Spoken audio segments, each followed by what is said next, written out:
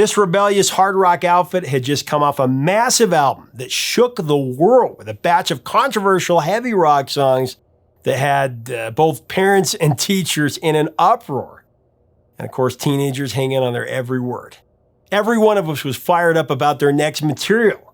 It ended up being a sensitive, kind-hearted song about being tolerant and understanding. What? It was a song that traded in face-melting guitar riffs for acoustic sentiment. It became a huge hit even though the lead singer hated his vocals on it. And everyone's still trying to figure out who it's really about. Find out the real story coming up next on Professor of Rock, brought to you by Zenni Eyewear. Hey music junkies, Professor of Rock, always here to celebrate the greatest artists and the greatest songs of all time. If you've ever listened to countdown shows and you're just rooting for your favorite song to hit number one back in the day, you're going to love this show. Subscribe below right now because here you get the inside stories of the great songs many times straight from the artists themselves. And then make sure that when you do hit the sub button to hit the bell so that you never miss out. We do it daily. And if you want to help us out to curate more interviews and content in the history, think about supporting our mission on Patreon, where we reward you with exclusives for that. Now it's time for another edition of Number One in Our Hearts, where, of course, we discuss a song that's so great, so timeless, that it deserved to be number one on the Billboard Hot 100 then and now. Now we break down the song and its place in history and its context since then. Speaking of a tender ballad and Guns N' Roses in the same sentence, it's kind of an oxymoron, just as the name of the band is. The idea that the world's most notorious thrash band could craft a sensitive, kind-hearted song about being tolerant and understanding seemed kind of ridiculous, especially after a song like Rocket Queen. Or Welcome to the Jungle. Welcome to the jungle. We got fun and games. But in 1988, released in 89, GNR created such a song entitled Patience. Following the gargantuan success of their debut album, Appetite for Destruction, GNR began working on Lies, the band's sophomore album. That stacked up kind of more like an EP, featuring 4 previously released songs and 4 acoustic-styled numbers, led by Patience. Just a little patience. I have to say that, I was a kid at 12, going on 13 years of age. I love Guns N' Roses, but they also scared the heck out of me. It was just like watching a perfect horror movie. I mean, you're completely terrified, but you're also absolutely enthralled. At their peak and even after, GNR was one of those unique bands that kept you on the edge of your seat. They kept you guessing. Well, GNR Lies scared me when it came out. I mean, the album cover is ultra thrilling with the headlines and also included songs like You're Crazy. You're crazy, oh my. And of course, I Used to Love Her, the murder ballad that says, I used to love her, but I had to kill her, which on the surface seems to be about a guy who kills his girlfriend, even though members have said that the song is about Axl's dog. But still, it's not music for the faint of heart, really.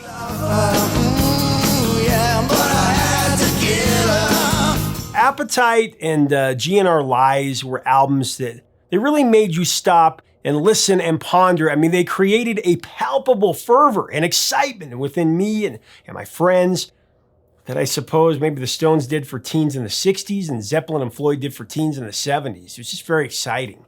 The entire band was credited as contributors to the making of Patience, with the lyrics primarily written by rhythm guitarist and backing vocalist Izzy Stradlin.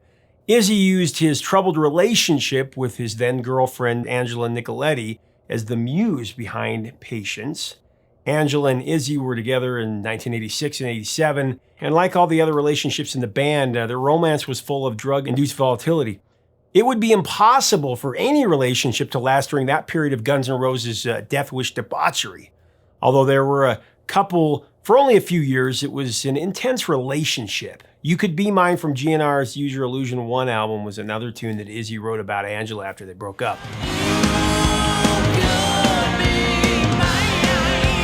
Angela ended up marrying Hanoi Rocks lead guitarist Andy McCoy in 1991. And as of 2021, they're still husband and wife.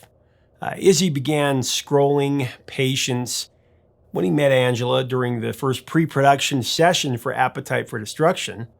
Actually could have gone on Appetite for Destruction. That would have been interesting. His words described how he pined for his new love in verse 1. Shed a tear because I'm missing you. I'm still all right to smile. Girl, I think about you every day now. Girl, I think about you every day now. Was a time when I wasn't sure, but you set my mind at ease. There is no doubt you're in my heart now. There is no doubt you're in my heart now. Emblazoned by the way that Axl sings these words, they really haunt you as a listener. Speaking of Axl, we'll get into him right after, I think, our sponsor, Zenni Eyewear. The glasses that I wear every day. At Zenni.com, you shop according to the shape of your face, and you can ensure that you always have a variety of really cool and distinctive eyewear that will look great on you. Go ahead and check that out today. Now, Axl. That was the other dynamic that shaped the music and lyrics of Patience. The abusive relationship between Axl Rose and Erin Everly, daughter of one of the Everly brothers, the woman that would become his first wife and whom he also wrote Sweet Child of Mine about.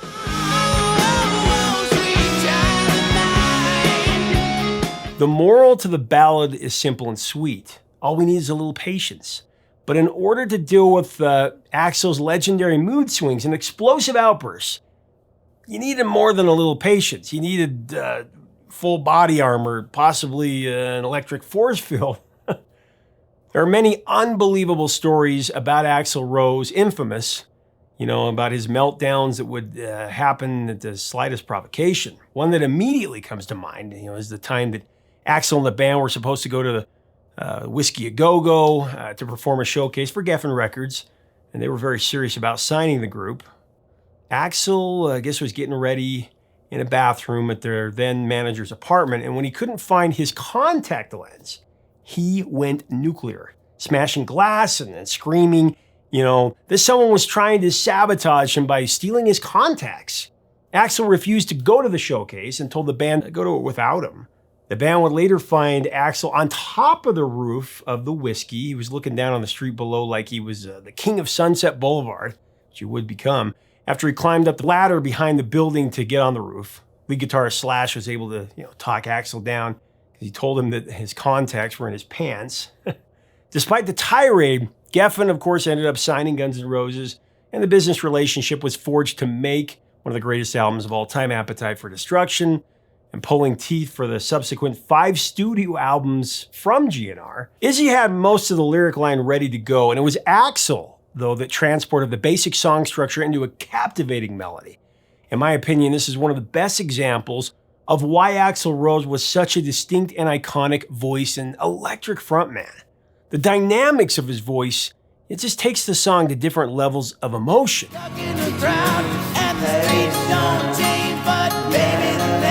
He's thoughtful and subtle and builds on his heartache throughout the song until the end where he's exasperated. And he lets it all hang out with a final, desperate plea.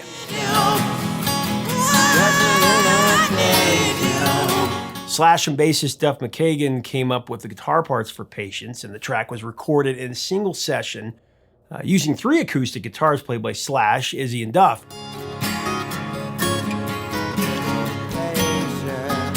It was Axl that had the brilliant idea of a whistling intro for Patience, which that was kind of a bold move, but very much in character with Axl's propensity to go against the status quo.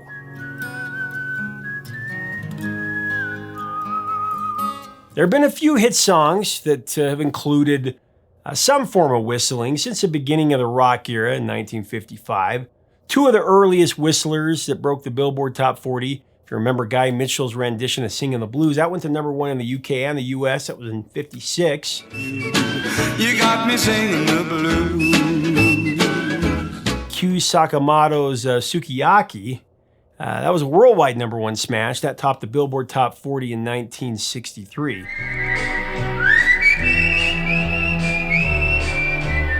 Billy Joel did it with the title track of his diamond-selling album, The Stranger.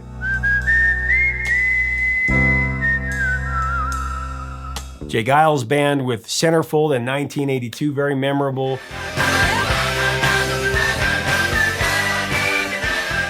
And then the Bangles did it with the #1 smash Walk Like an Egyptian just a few years before that.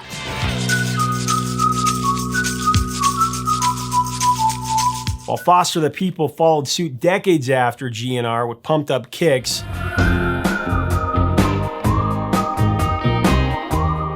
Patience and Pumped Up Kicks are my favorites as far as whistling go.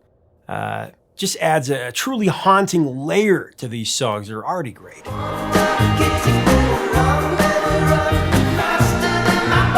Axl's whistling really gave GNR's Patience a feeling of true melancholy, a regretful yearning of a lost love that could have been saved with just a little patience.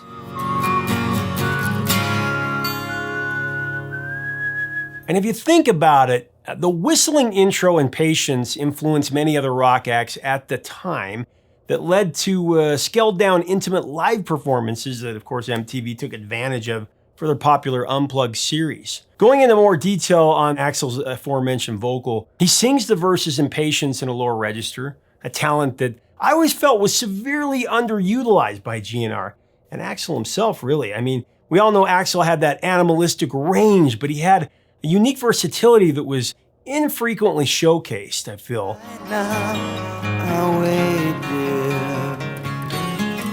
The deeper tone that Axl chose for Patience added to the arresting authenticity of the bitter tell, as does the vulnerable sensitivity of the acoustic arrangement. Love, there's one more thing to consider. He really opens up, and that helps the song to progress and build to that sensational finale. And I'll just use a little patience. Surprisingly, in press interviews that followed the release of Lies, Axl stated that he didn't care for his vocal on Patience, or the other 3 acoustic-styled tracks on the GNR Lies album for that matter. The group had just returned from an exhausting tour, and Axl felt his voice was husky, as he said, and scratchy, because he didn't have time to rest his throat before the recording sessions. Although he loved the way that the band sounded on Patience and the other 3 acoustic songs, if he could have, Axl would have re-recorded his vocal tracks. I mean, many times artists are their own worst critics, as is the case here. I mean, Axl's voice is perfect for this song, perfect. The time, 'cause the lights are shining bright. Patience features a bluesy guitar solo by Slash, which was an inspired touch. Slash's solo, performed on a 1967 Gibson EDS 1275, has a raw emotional quality that builds the song's anguish for Axl's insufferable "I Need You" wailing to finish Patience with a grand GNR exclamation point.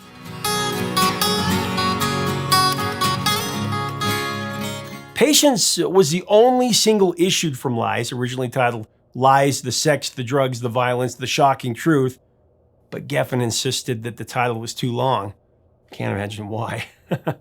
After the groundbreaking impact of Appetite for Destruction, though, Lies had a hard act to follow, as any album would after something that big. Lies sold more than 5 million copies, which would have been an enormous achievement for any other band, except GNR would break the record for the biggest selling debut in music history, moving well over 28 million units of Appetite for Destruction. The climb to number 4 on the Billboard Hot 100 in 1989, it made Patience GNR's 3rd highest charting hit, behind November Rain, which rose to number 3. And of course, Sweet Child of Mine, that shot to number 1.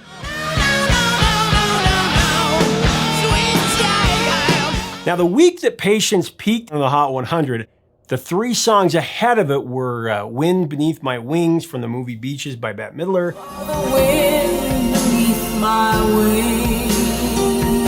A Soldier of Love, the comeback single from Donny Osmond, I am willing to fight, 'cause I'm a soldier of love. and Michael Damian's remake of the classic David Essex song, Rock On.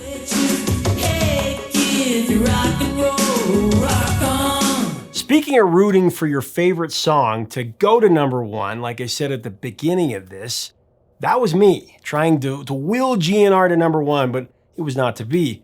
I guarantee if it was based on anyone listening or buying the album or song under the age of 18, at that moment, would have been the clear #1 song. I mean, I must have called our local radio station Z103 1,000 times in the waning school days of 1989 to request it. End of May 1989 to be exact, actually. I had a crush on a certain blue-eyed blonde at that time who loved the song as well. She was also going with my best buddy at the time. Remember back in those early days when you would ask someone you liked, will you go with me, usually in a note? Yes, no, maybe. My dad would always tease me and say, where are you going? Where exactly are you going? You probably caught that same flack. Anyway, I tied up our phone line back. In those days. We didn't have cell phones or even texting, of course. And it was actually a long distance to call this radio station, Z103. It was about 25 miles away or so.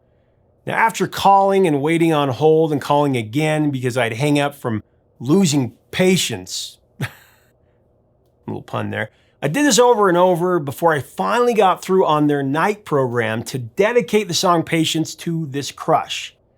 Now, just about everybody at my school in this small town of Blackfoot, Idaho, actually Snake River, listened to Z103's nightly show because they'd announce song dedications in those hours.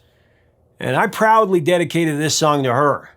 This is where they would record you live saying the dedication. And I said, I want to dedicate this to, I said the girl's name, who on here I'll protect her just in case. So I said this almost verbatim. This is dedicated to so-and-so from Adam. Even though you're going with my best friend, I know if I have a little patience, it'll work itself out fine, because I need you. So I want to dedicate Guns N' Roses' Patience to her. It's both our favorite song. I thought I was so cool, quoting lines from the song. I was like doing my Casey Kasem impersonation. Well, needless to say, the dedication was played at the peak time because Patience, at that moment was the most played song. And I sat back with some exhilaration. I'd done it. I had professed my love for my crush on live radio. She'd definitely hear it. And then it hit me right between the eyes. She'd hear it, but chances were pretty good that my best friend, who was a lot bigger than me, would hear it too.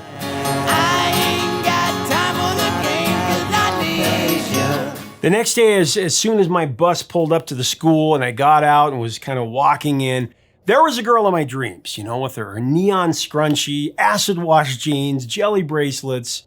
She was smiling, and I swear to this day I could still smell the sweetness of her exclamation perfume. The dream sequence seemed like a Winnie and a Kevin moment from the Wonder Years. Hi. And that came to a screeching halt when I noticed that right next to her with his arm around her was my buddy with his wannabe heavy metal mullet, his TNC Surf Design shirt, and a look of complete rage splattered across his face. He walked right up to me and he punched me square in the stomach, knocking the wind right out of me. And he pushed me down, saying something like, stay away from my girl, man, or the next dedication will be when I dedicate your final resting place. That's pretty much exactly what he said. It was simple, concise, and the stuff of 80s cheese, but it was more than enough to shut me down. Not only was I uninvited to the end of the school year boy-girl party that took place at his house a few weeks later, I got into big trouble with my parents when they got the phone bill and there were like 37 calls to the radio station Z103, the things we do for love.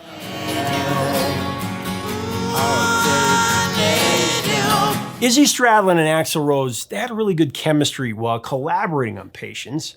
It was rare, artistic, and brotherly unity that unfortunately didn't last. Izzy was an underrated songwriter for sure, who was invaluable as the co-writer of many of GNR's signature tracks. Sweet Child of Mine, Don't Cry, Mr. Brownstone.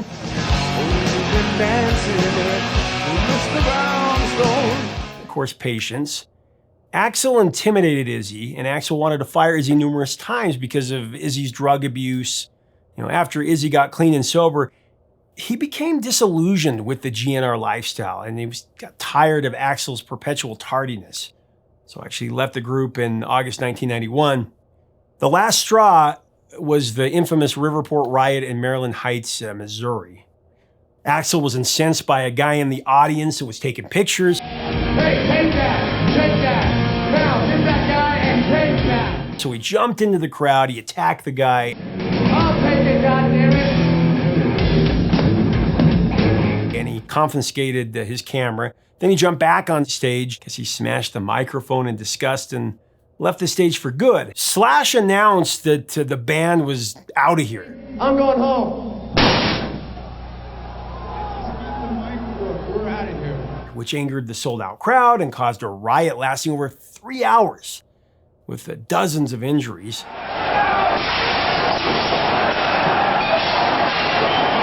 The ordeal reminded Izzy of another unfortunate incident during a GNR concert at the Donington Festival in 1988 where 2 fans were trampled to death. For Izzy, the Riverport riot marked the time to follow his gut and just move on. Patience was not a virtue for GNR's erratic frontman, and it certainly has never been a trait that is synonymous with the urgency of rock and roll, especially dangerous Guns N' Roses rock and roll.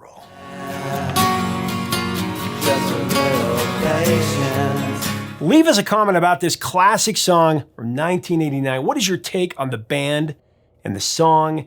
Share your memories of it with us. Let's swap some stories about Guns N' Roses in that first few years, 87, 88, 89, classic.